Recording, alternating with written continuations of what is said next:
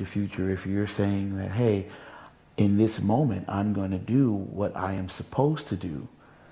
And what I'm supposed to do is determined by what my goals are. Fans of the sport are comfortable with their favorite athletes talking about training and food, but many get frustrated with the audacity of a bodybuilder spouting philosophy. He's basically saying, you know, if you're not achieving what you want to achieve, that's on you. And you know, for some people to hear that, that's tough for anyone to hear. He is standing up for what he believes is right, and it's obviously working for him. I mean, look, he's not trying to sell anybody anything. He's just sharing his experience, and he happens to be on a big stage, figuratively and literally, and he's using that stage to share his good fortune, and he wants to help other people. Now, I'm not going to try to say that I know how to explain a whole bunch of metaphysical blah, blah, blah, but, you know, I am a believer. I am a believer that, you know, we shape and create the life that we choose, and I believe that our, you know, the tools that we have to do that is our mind. I'm beginning to understand that this power of the mind philosophy is not just wishful thinking and not just for bodybuilders. It's for anyone who wants to achieve anything in life. I read some of the books and find myself watching with more interest as Kai and Oscar apply these principles to winning this upcoming competition.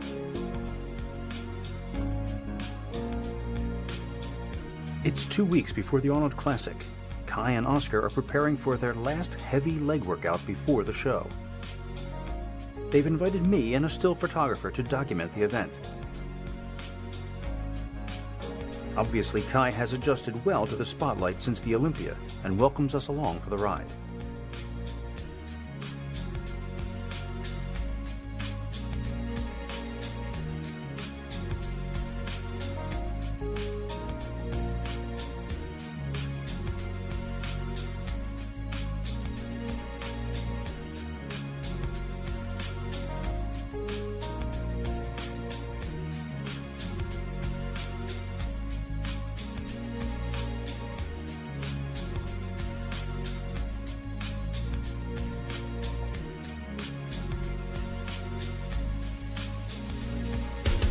The many contrasts between this workout and the footage I shot in Las Vegas are too obvious to overlook.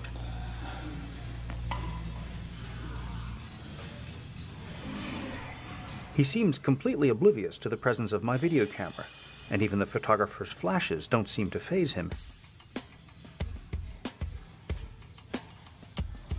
Kai is not struggling. He looks strong and focused. Clearly, whatever difficulties he was experiencing in Vegas are absent here at home.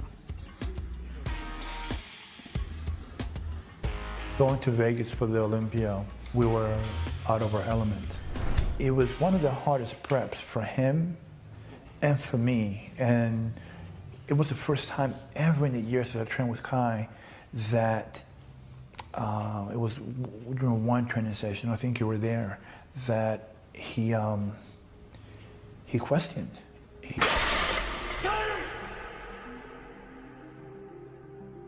We actually, I think, left the gym early. You know, I gave him a cheat meal, got his breath, and we continued. But it was a hard prep, and it was, I'd say, unnecessarily hard at times because looking back, there wasn't a need to go out there. But if you asked me back then, you know, we had reasons, both of us had reasons in our minds to go. And if you never take risks, you're never going to learn. And that's something that I know we'll never do again. In Brooklyn, it was in our home base. We started earlier, and it was just an overall good prep. Mentally, he was in a good place. He always prepares hard. He always gives it 100%, whether in Vegas under the heat or in cold Brooklyn in December and January. He always pushes it. Between each set, Oscar continues to reinforce the mindset necessary to enable Kai to push himself past the twin thresholds of muscular fatigue and physical pain. This is one place where those power of the mind principles that they speak of must certainly be coming into play. Positive visualization is one thing, but here is where the work is required to turn that vision into reality, and Kai must bring every muscle fiber to bear on completing these reps. Everything starts from your thoughts, and everything starts from your belief. If you're able to change that in someone, you're able to change someone's life. That is the power that we have as a coach, as a teacher, to teach someone knowledge. People can gain that in books, but to teach the power of thinking, that they can change their lives and you can change the way they view life, I think that's a powerful thing.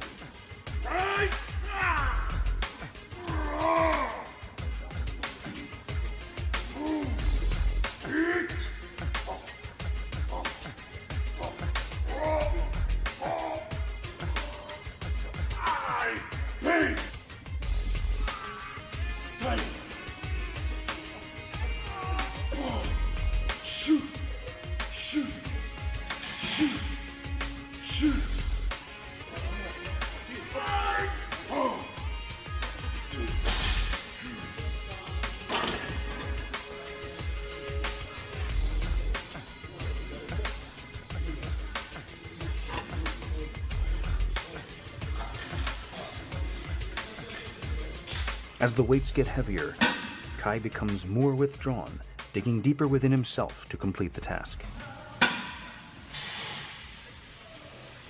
Confidence comes from doing. A person can read books, a person can listen. Once you make a decision about something and you put action behind it and conviction, you start to build confidence. No one can teach you wisdom. No one can teach you confidence. It's something that comes from within you.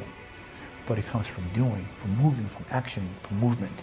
It doesn't come from sitting down or criticizing. It doesn't come from even learning.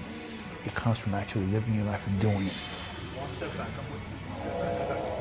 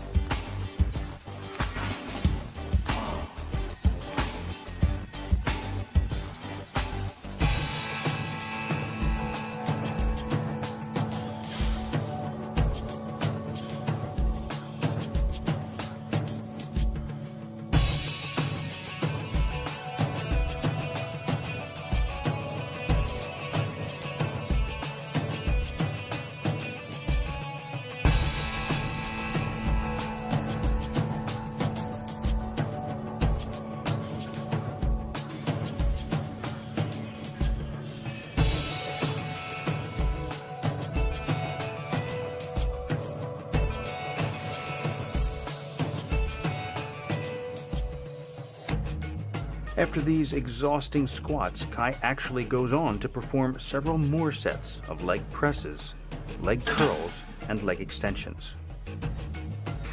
A testament to his stamina and fortitude.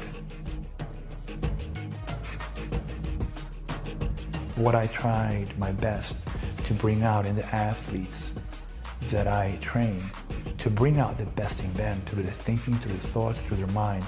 If I get to that, then I know that their goals are as good as done.